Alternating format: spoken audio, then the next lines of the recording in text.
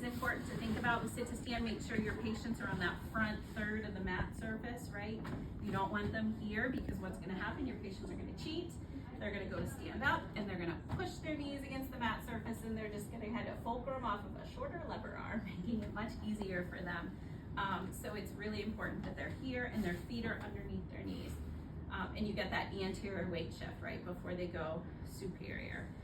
If you have a patient who has weakness on one side, so let's say the left side's weak and they know it's weak, they're likely, or painful, they're likely to push it more forward, and they're gonna take the stronger leg and kind of put it right in the center and just try to stand up with their good leg. So again, making sure you can get them here.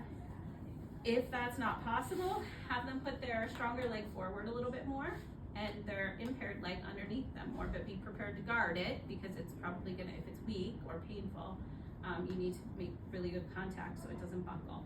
And then have them stand up and over that weaker side. If they're still getting sneaky, they're like, okay, I can do this, and then they go like this to stand up, right, which will happen.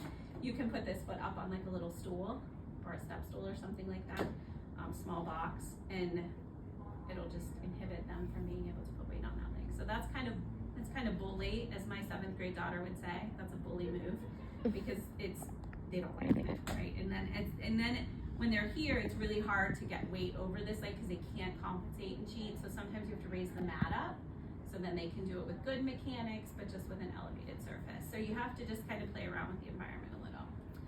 So for sit to stand, combination isotonics, if your patient stands and they're sitting and they don't have eccentric control, adding load to that is gonna be really challenging, right? So they might not be able to withstand the resistance with the combination of isotonics from the same mat surface.